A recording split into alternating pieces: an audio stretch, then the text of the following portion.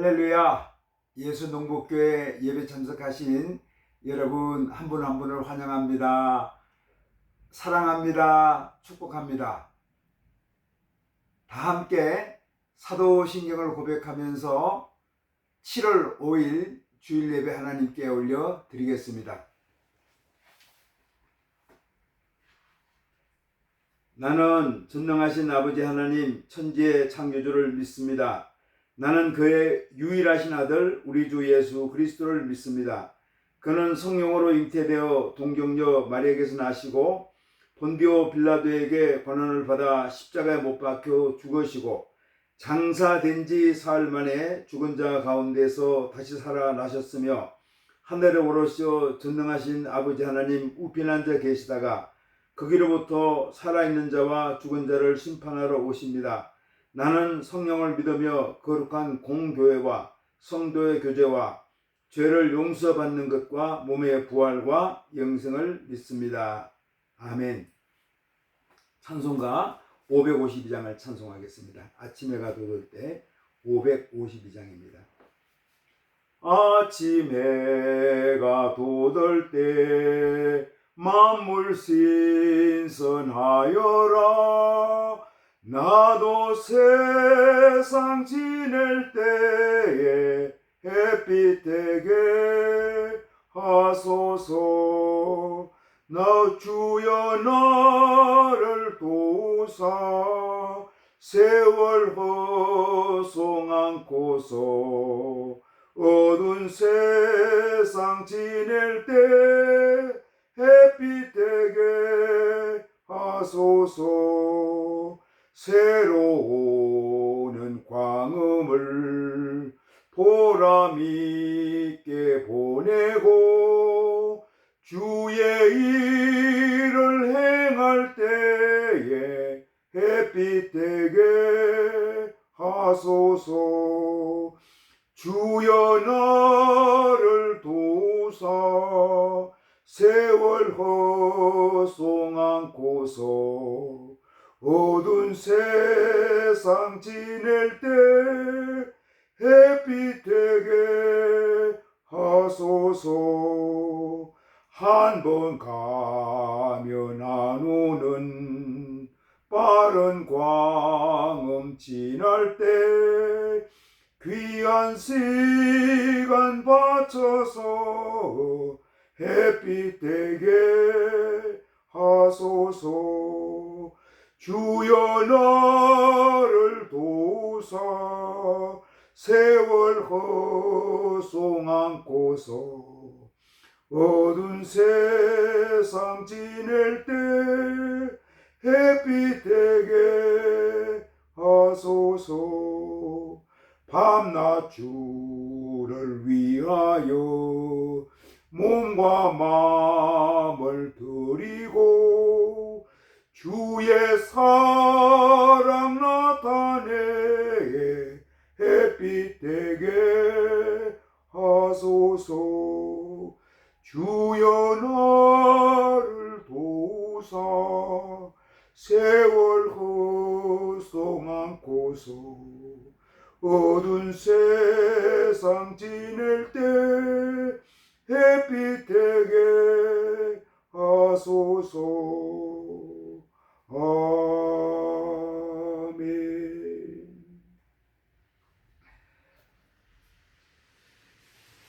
하나님 아버지 감사합니다. 귀한 날, 복된 날 주시고 저희들을 주의 성소에 불러주셔서 하나님 아버지 앞에 예배단을 쌓게 하시니 감사합니다. 오늘은 맥주 감사주일로 지키는 날입니다. 지난 6개월 동안 아버지 하나님께서 저희들을 지켜주시고 함께하여 주시고 동행하여 주신 거 감사합니다. 예배 드릴 때, 일터에서 일할 때, 가정에서 생활할 때 우리와 늘 함께 하시고 또 저희들을 인도하여 주시고 저희들을 동행하여 주시고 위로해 주시며 함께 하신 거 감사합니다. 예배드리는 모든 심령들마다 하나님 아버지 성령으로 충만케 하여 주시고 말씀으로 새롭게 하여 주시며 예수님의 생명으로 풍성해진 역사가 있게 하여 주시기를 아버지 하나님 소원합니다. 지난 6개월 동안 지켜주셨던 것처럼 또 앞으로 6개월 동안 지켜주셔서 올 한 해가 저희들 인생에 있어서 가장 중요하고 의미 있는 시간이 될 수 있도록 인도하여 주시옵소서. 하나님 아버지, 오늘도 예배드리는 교회를 축복해 주시고 또 요양병원에서 요양원에서 인생의 마지막을 보내시는 우리 어르신들, 아버님들을, 어머님들을 축복하여 주옵소서. 군생활하는 젊은이들 기억해 주시고 그들의 근무지, 훈련장, 생활관은 축복하여 주옵소서. 하나님 아버지 감사합니다. 감사합니다. 저희들에게 건강 주시고 저희들에게 일터 주시고 저희들에게 가정 주신 거 감사합니다. 또 하나님 아버지, 이 땅에 섬길 수 있는 교회를 주신 것도 감사합니다. 하나님 아버지, 이번 또 남은 시간도 감사함으로 살아갈 수 있도록 인도하여 주시기를 아버지 하나님 소원합니다. 하나님 아버지, 또 국내에서 정치적으로 많은 갈등의 문제, 선거 참정권 문제로 또 시위하고 있는 많은 젊은이들이 있습니다. 기억하여 주시고 선하게 이 문제도 해결해 주셔서 이 땅에 자유민주주의가 잘 뿌리를 내릴 수 있도록 선하게 인도하여 주옵소서. 하나님 아버지, 연약한 자들이 있습니다. 병든 자들이 있습니다. 우리 주님 피 묻은 손으로 안수하사 깨끗게 하여 주시고 온전하게 회복될 수 있도록 인도하여 주옵소서. 사랑주의 종들이 주님 앞에 기도의 제목을 간구할 때마다 주님 응낙하여 주시고 응치된 역사가 있게 하여 주옵소서. 아직도 분쟁으로 고통을 겪는, 또 지진으로 고통을 겪는 나라들, 또 지역을 축복해 주셔서 잘 회복되게 하여 주시고 평화가 오게 하시고, 또 지진으로 고통을 겪는 베네수엘라 백성들을 축복해 주셔서 하나님 아버지, 그들에게 위로와 격려와 회복의 시간을 허락하여 주시기를 소원합니다. 사랑주의 종들이 늘 예배드릴 때마다 성령으로 충만케 하시고 주님을 향한 뜨거운 사랑으로 가득 채움받을 수 있도록 역사하여 주옵소서. 오늘도 복음 들고 국내에서 국외에서 증가하는 사랑주의 종들을 기억하여 주시고 눈물로 씨를 뿌리는 자들이 기쁨으로 단을 거두는 역사가 있게 하여 주옵소서. 예수님 이름으로 기도드리옵나이다. 아멘. 하늘에 계신 우리 아버지, 아버지 이름을 거룩하게 하시며 아버지의 나라가 오게 하시며 아버지의 뜻이 하늘에서와 같이 땅에서도 이루어지게 하소서. 오늘 우리에게 일용할 양식을 주시고 우리가 우리에게 잘못한 사람을 용서해 준 것 같이 우리 죄를 용서해 주시고 우리를 시험에 빠지지 않게 하시고 악에서 구하소서. 나라와 권능과 영광이 영원히 아버지의 것입니다. 아멘. 오늘 주신 하나님 말씀 마가복음 13장 28절로 37절까지 말씀입니다.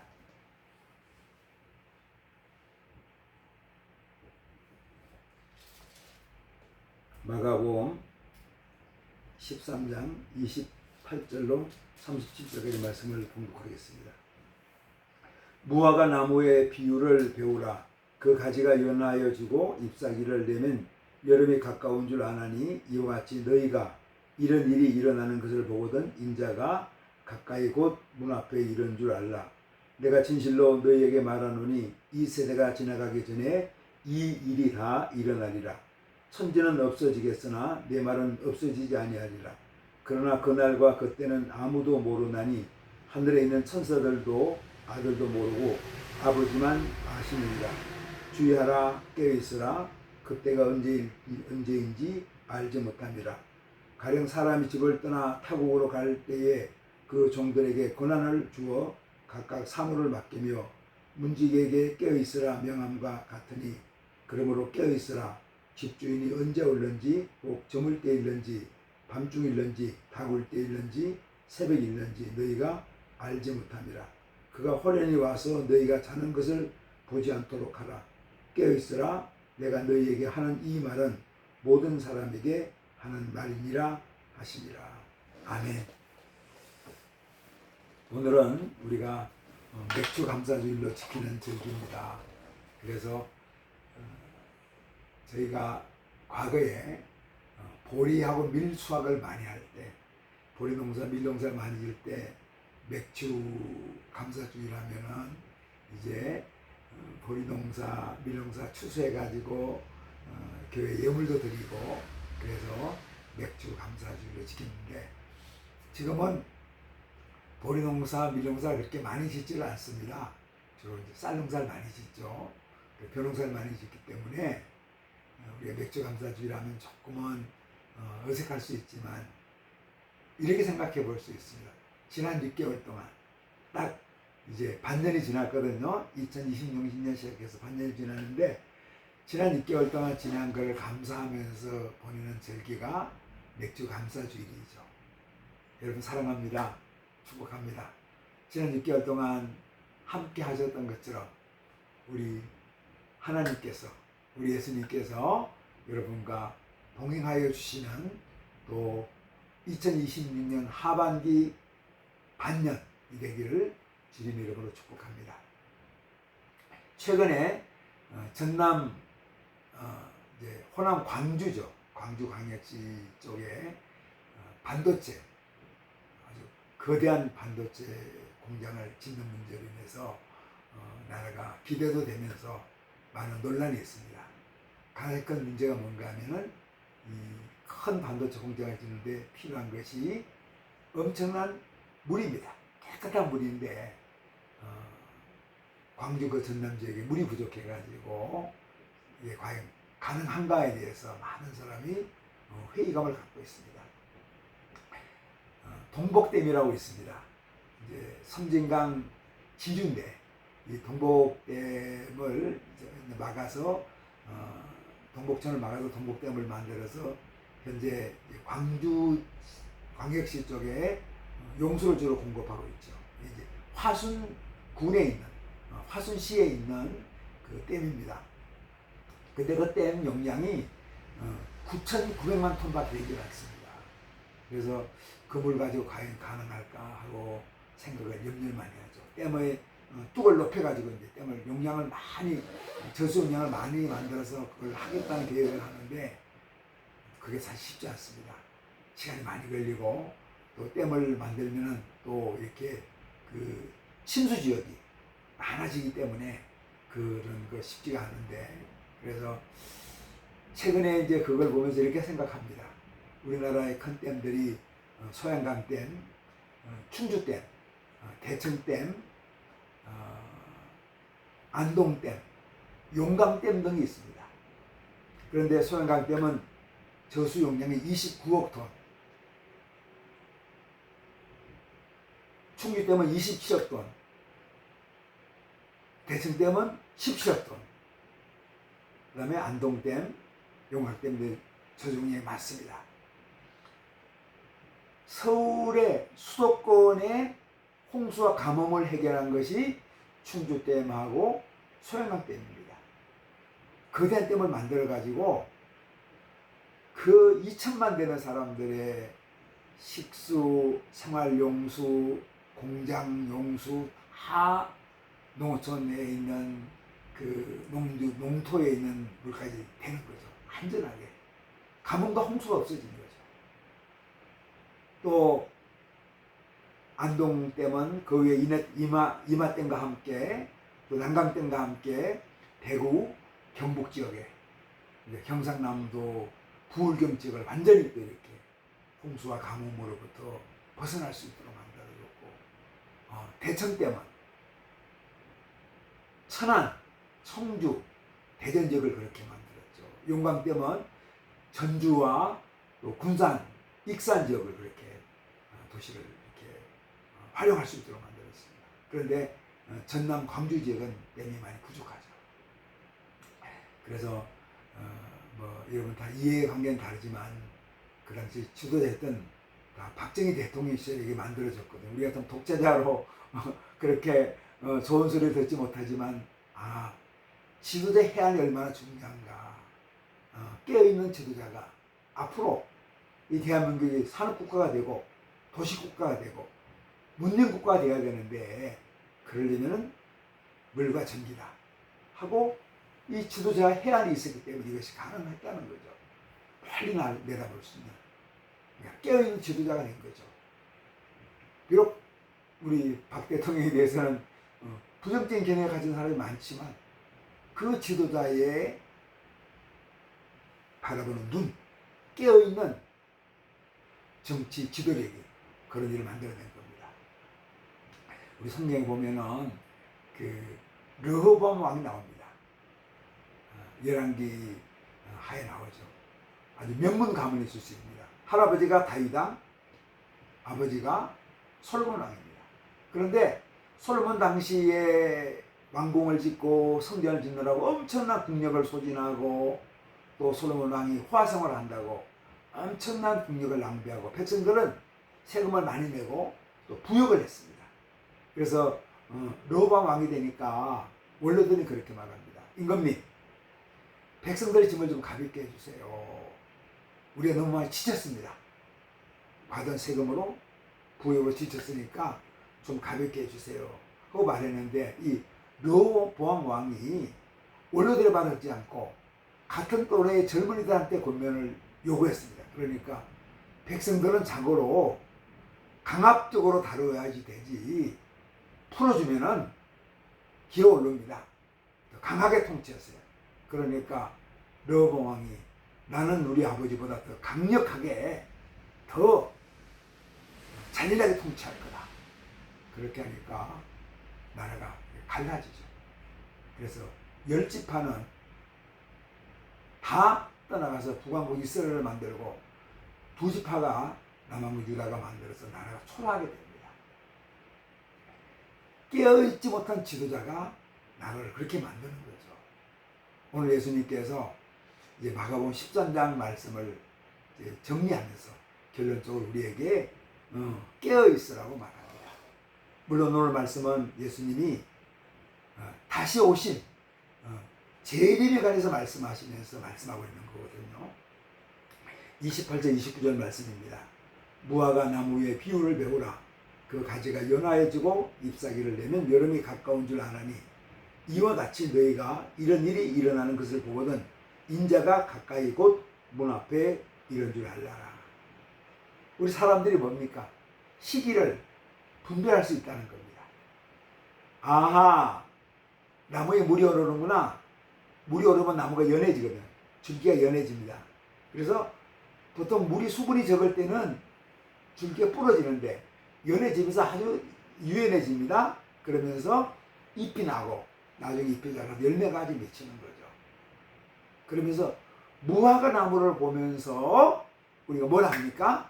시기를, 계절을 분별할 줄 안다는 거죠. 그래서 우리가 세상 돌아가는 거, 세상에 어려운 거, 세상에 환난이 오고 지진이 일어나고 사람들의 삶이 핍절해지고 이런 걸 보면서 우리가 예수님의 재림이 가까이 오고 있다는 것을 우리가 분별할 수 있다는 겁니다. 그래서 여기서 말씀하고 있습니다. 30절, 31절. 내가 진실로 너희에게 말하노니 이 세대가 지나가기 전에 이 일이 다 일어나리라. 천지는 없어지겠으나 내 말은 없어지지 아니하리라. 그러면서 마지막 때에 어떤 일이 일어나겠는가 하는 것을 말씀하고 있습니다. 많은 사람들이 이제 이 세대가 지나가기 전에 다 일어나리라. 마지막 때 많은 어려운 일들이 일어나고 하는데 사람들의 관심은 무슨 관심입니까? 오히려 없어질 세상에 대한 관심. 내 세상을 더 알아야 되겠다. 세상에 성공해야 되겠다. 그리고 세상에서 재물을 많이 모아야 되겠다. 내가 성공해야 되겠다. 하면서 오히려 그런 일에만 사람들이 집중한다는 겁니다. 천지가 없어지는 것, 이 세상이 없어지는 것에 대해서 우리는 구체적으로 어떻게 없어지는 걸 우리는 알지를 못합니다. 새로운 세상에 대해서 알지를 못하지만 분명한 한 가지는 우리가 하나님의 말씀, 하나님을 꼭 붙잡고 있으면은 우리는 이 세상에서 승리할 수 있다는 겁니다. 말씀에 집중하고 말씀에 가르친 대로 우리가 인생을 살아가는 것이 꼭 필요하다는 걸 말씀하고 있습니다. 그런데 많은 사람들은 오히려 그 말씀에 무관심해집니다. 그리고 말씀에 가르치는 삶의 자세에 대해서도 무관심합니다. 하나님 말씀을 꼭 붙잡는다는 건 무슨 말입니까? 하나님 아버지를 붙잡는다는 것이고 예수님과 함께 동행하고 예수님 안에 살아간다는 것이죠. 31절